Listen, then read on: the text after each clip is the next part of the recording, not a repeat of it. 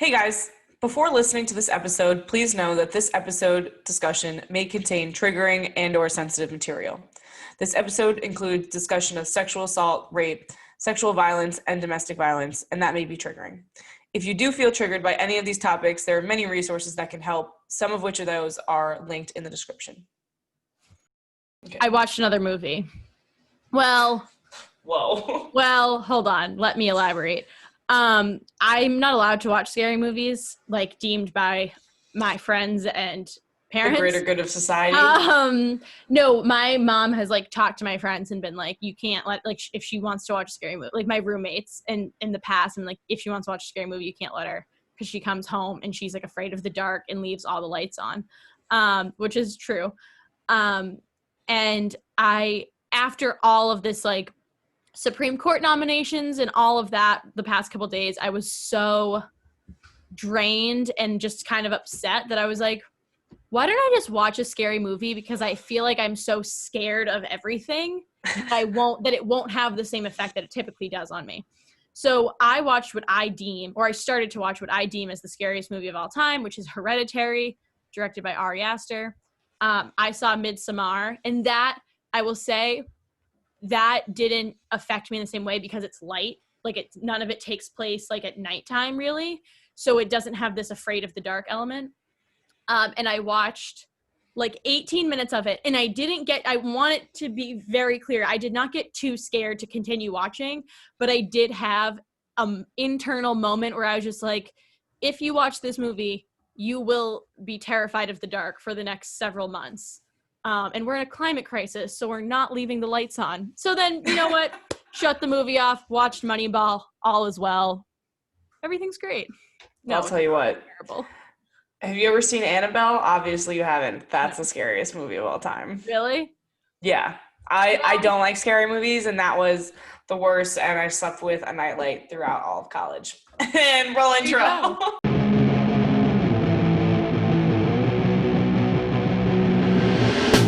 This is Throwin Down with Jess and Lily. That makes no sense. You can be funny and not be offensive. The same way this is your workspace, this is my workspace too. It's never just sports. It's never just sports. It's never just sports. You'll be a little smarter, and we'll be a little smarter, and it'll be great. I was close to being right. You know what's interesting? If you don't agree with this, then just turn us off. All right. On that note, We're throwing down.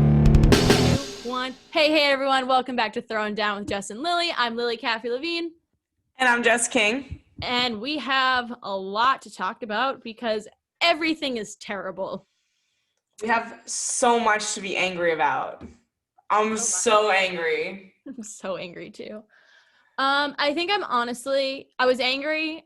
Now I'm sad, and I think I'm still a little angry. Starting with, we kind of started talking about this earlier, but I wanted to say it for the podcast. I was thinking about this today, how you were mentioning what it was like when we voted for the first time in 2016, right? I was obviously super excited. I think you were super excited too. It was really cool to vote in your first presidential election. And so then I kind of started thinking, I was like, are we just going to be so messed up forever because the first time we got a voice in democracy, it went so horribly wrong? I was thinking that. I was like, maybe we'll, our whole generation kind of age group will just forever be so messed up by that fact that we finally got a say in things, and it was awful. Yeah, we're definitely messed up. It's it was just so not normal. Nothing about it was just weird. I felt is this what it's gonna be like forever? Here we are 4 years later. Here we are, and I'm terrified. And on that note, vote. Incredibly anxious. Vote. If you live in a swing state, vote. If you don't live in a swing state, still vote. And vote for your local and Senate and representative elections too, because those are so important. Because the Senate, I think they're more important because they do things like vet and nominates, or not nominate, but swear in Supreme Court nominees. And that is so important for human rights. And now I'm just I keep talking with my hands and shaking because I'm so upset. Yeah. So please vote if you have not so already. make a plan to vote in person or drop off your mail-in ballot or absentee ballot at a polling place. Make sure that your vote's counted. Do the damn thing. Do the damn thing. But now let's get into some sports talk. Yeah, still sad. There's even more to be angry about. Still sad, but now sports talk. This has been a huge L for women this week. I think. Yeah. I felt like I've been smacked in the face 100 times by men. Amy Coney Barrett, sure, take away my birth control, screw you too. And then here comes the NFL and their big misogynistic asses, oh no, you think you had enough of Antonio Brown? I'm here to tell you, psych, because that crazy son of a bitch is back to haunt our lives. He's been, I hate him. There's a lot of issues to actually get into with this, but the first much more broad and uneducated point that I would like to make is that I cannot believe we're still doing this full year later. I cannot believe it's literally been a year. I thought last year, honestly, maybe that was naive of me. I thought that was the end of it. I was like, all right, you don't get charged for this many crimes and you come back. But I was wrong. I was naive. I believed in the good of people and I was wrong. Right. And remember once upon a time in 2019 when all this shit went down, he gets cut. He's not playing in the NFL. And how perfectly convenient is it for the NFL then to not have to open an investigation on Antonio Brown because he's not playing for a team. So it's leave that up to the federal government to deal with. Obviously, they haven't done shit about it.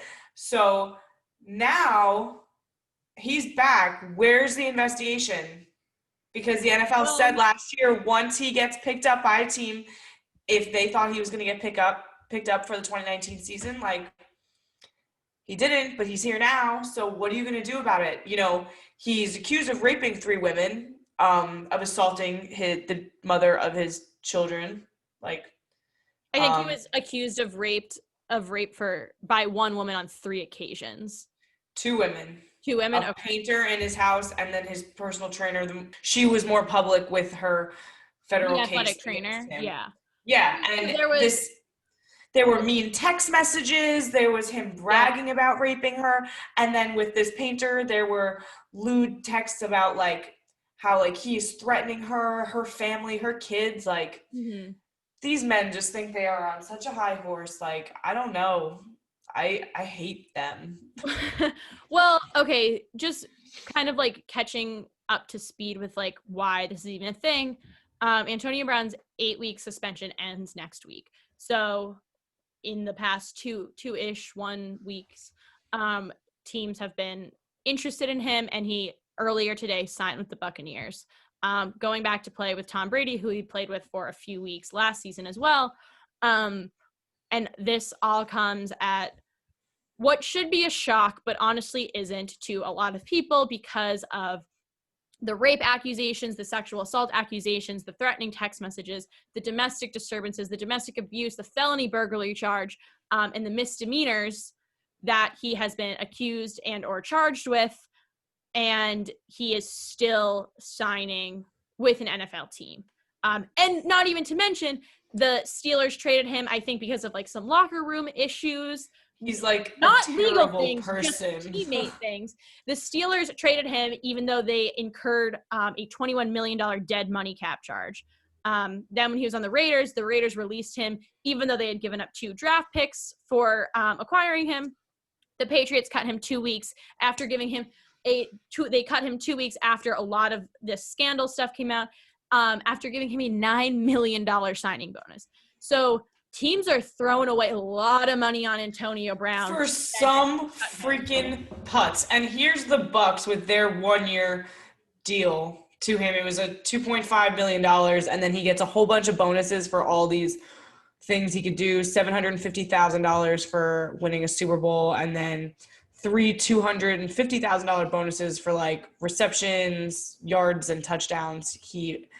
Whatever he accomplishes when the season ends. So worth it? No. Exactly.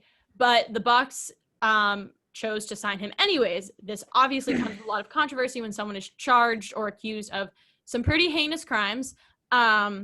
And he is still facing a civil suit from the former trainer who alleged sexual assault on 3 separate occasions.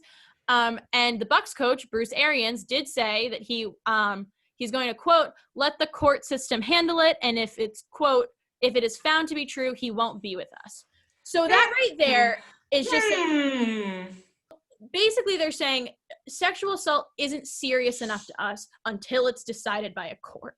Right. If you're so sure that if the court decides he's guilty, that you're going to cut him, why are you signing him in the first place? If that is so cut and dry to you, why is this even being considered? Why are you consider signing a player like this?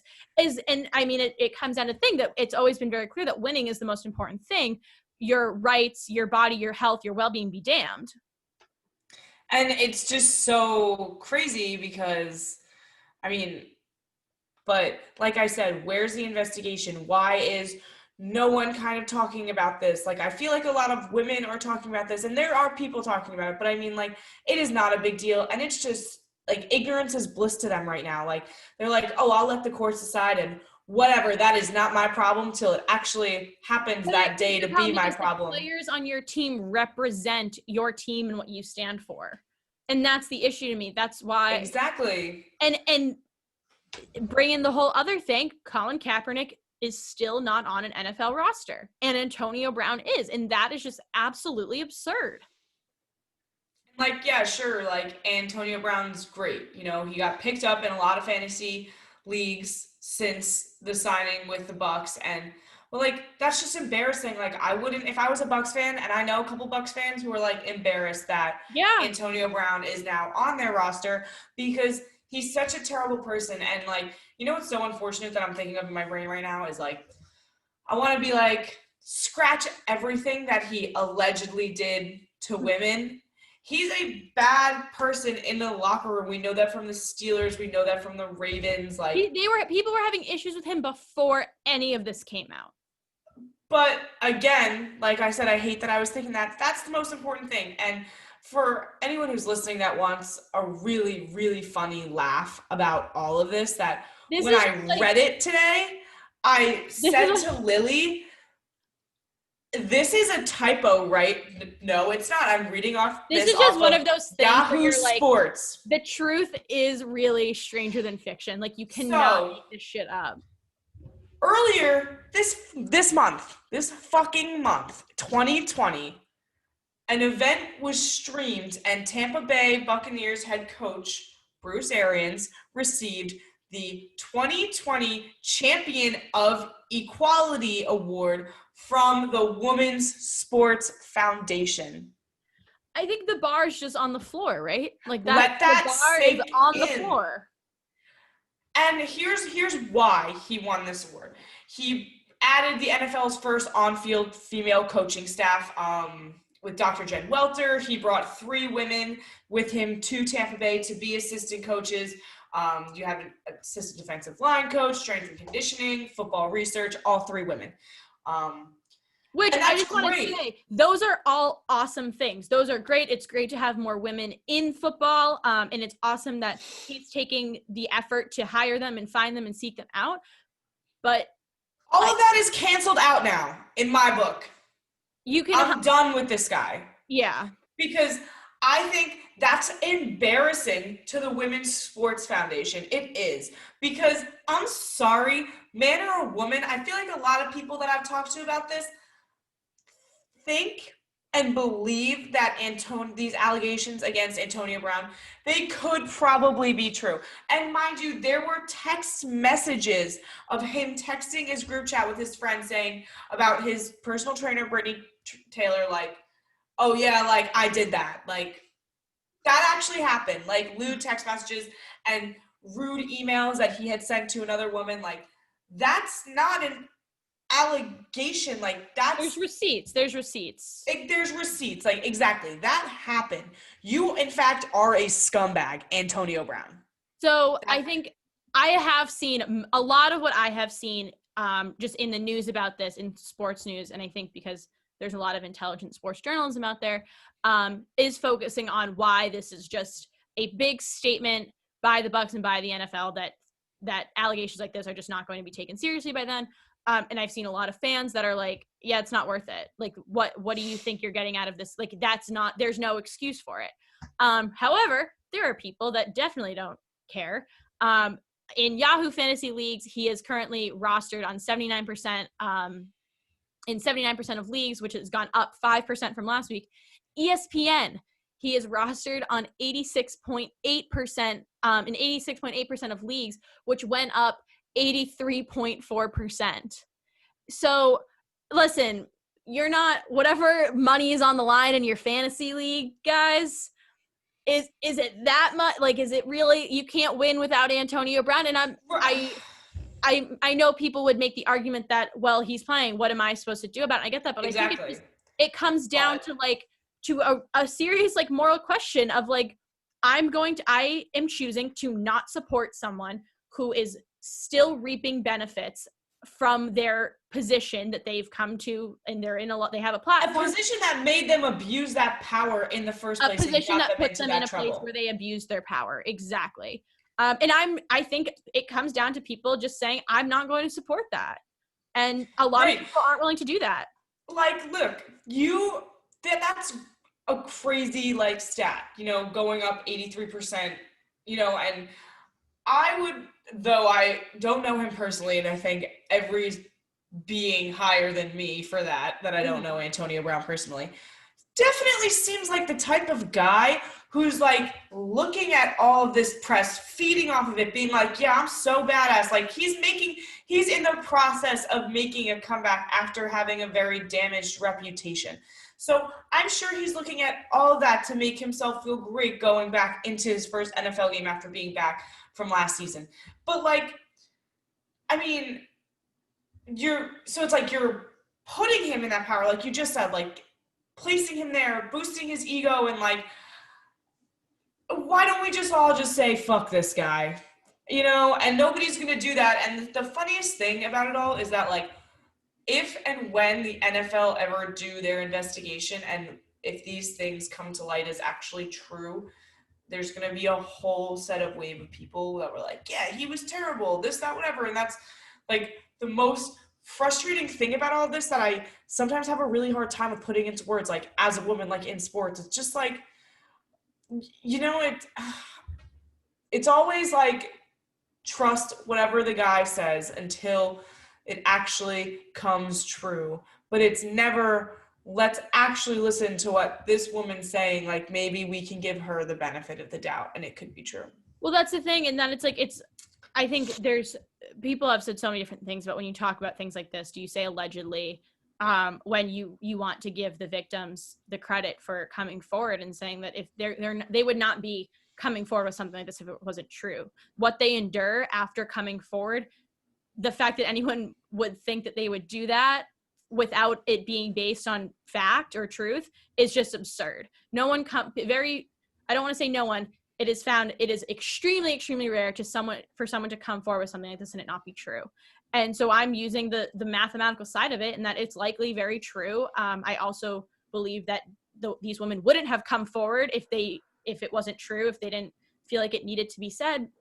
But I think there's also, basically, there's been Ray Rice and there's been Tyreek Hill. Tyreek Hill's still in the NFL, and yeah, that's another fucking. And there's just been so many time and time again where NFL players are not, and I don't want to say they're not punished or they're not seeing. But they're really not. Like with Tyreek Hill, there was video footage. Yeah, and then I guess. And then what? Kaepernick, and people just don't agree with him, and he doesn't have a job in the NFL. But I think that there's so many. Basically, I think there's an easy way to look at this, and then there's the hard way to look at this. And I think you can look at it both the easy way and the hard way at the same time. The easy way is that this is despicable behavior. It hurts and harms the lives and well-being of innocent victims. Then I think it's also important to look at it in the more difficult way, which is to ask, why do things like this happen? What culture teaches young men that this behavior is okay, that they keep doing it? And why do they turn to this behavior in the first place? And that's not an easy thing to look at because it forces us to address the reality of fame and toxic masculinity and false ideas of manhood that are perpetuated and enforced in organizations like the NFL. So understanding why domestic violence and abuse is something we often see with professional athletes doesn't excuse it at all, but rather it stresses how to address these issues at the source instead of waiting until after they happen. The NFL is the biggest example of pro sports hammering in the idea of being tough and strong and dominant, and that's manly, that's manhood. And then athletes are celebrated when they slam someone to the ground. So I think it's important to ask if maybe somewhere along the line, and this is not taking away from how disturbing that these accusations or these crimes or these charges are, because they're extremely disturbing. But I think it's important to ask if maybe somewhere down the line, when they started their career in the sport at 18 years old, or more likely even younger than that, cheering and celebrating their violence and deeming that as success starts perpetuating these ideas in their head that that is a normal way to act, because it's not, but people act like it is, and then they're surprised when athletes commit these violent crimes. These acts are completely despicable, and when crimes like these are committed, there's absolutely no excuse for turning a blind eye to court charges in exchange for a few touchdowns, especially when Colin Kaepernick still isn't on an NFL roster for peacefully protesting police brutality. This is a problem that is far bigger than we are ever comfortable addressing, and as much pink as the NFL wants to put on the field for breast cancer awareness, they have made it clear time and time again how much they really care about women.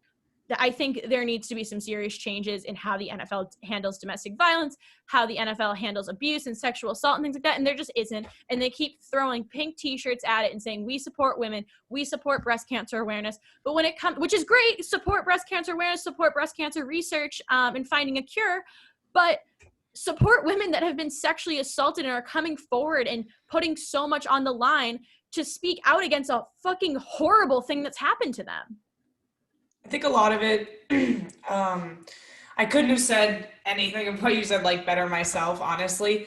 And the part that's so important moving forward in all of this and is it's the problem with the NFL. It's a problem with them not holding people responsible for bad things that they do and, you know, sliding things under a rug, and the lack of transparency between what they do in an investigational disciplinary aspect, and then not sharing that with fans and with supporters and their not being very the consumer, you know, the people that pay them and that give them all of this support. You know, like we can't the NFL cannot act like they don't have a large female following. I would say that out of a lot of the major 5 American sports, like the NFL has the biggest group of female supporters out of those sports, I think.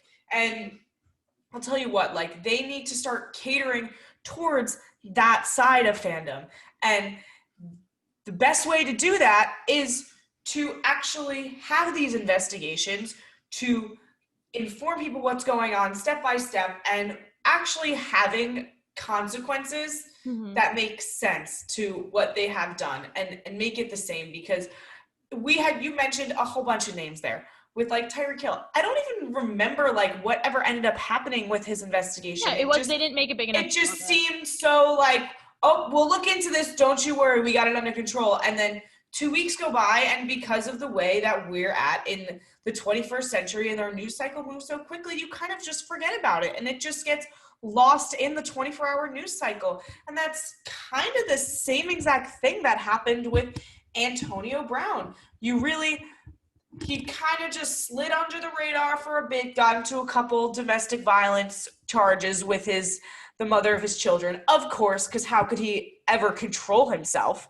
And then like he comes back out of nowhere. And when I searched today to prep for our show, Antonio Brown, just his name on Google right now, everything that came up was all about Antonio Brown re-signing with the Bucs. And it's like quick little like stories about all that. And I had to scroll a bit to get to one article that even mentioned all the bullshit that this guy has fucking done. Like it's just like it wasn't given the time of day. And I mean, it really only happened a year ago, because we had, like we've mentioned, studied athletes doing morally bad things for our senior project for graduating college. And we spent so much time analyzing Antonio Brown and the things that he did, because these allegations are, like I said, one thing, but he was a bad person morally in the locker room from various accounts of players and coaches. And that's why a lot of people are really hesitant to play with him. Then you add on the fact that there's 3 women in multiple circumstances, their own set of things, having these issues with this guy, the mother of his children, his ex-trainer, and this woman who painted in his house. When he was in Pittsburgh playing for the Steelers, three times in 4 years, he had to have the cops come for a domestic violence cause. Sorry, that's 3 times too many. That's fucking weird. I don't know what the hell they're doing right now. I think the main thing I guess everybody should be asking from the NFL is to make a stand that you take accusations like this seriously. And first of all, make it clear that you believe women, because right now that cannot be said. It's clear that right now they don't take it seriously. It is so unbelievably rare that a woman falsely accuses someone of sexual assault or domestic violence. It happens so infrequently. And that's why they believe women. You just have to believe women. And they're just not taking any sort of action to say, we take things like this seriously and we will not tolerate sexual assault, sexual violence, domestic abuse. We won't tolerate it. And they have not said that at all. They've made little steps in being like, oh, we care. But really, when it comes down to it, the actions do not match the things they're saying. And your actions need to speak far louder than your words do. Their actions just haven't. They have not made it clear. Their actions haven't said shit. They haven't done anything. It's enraging.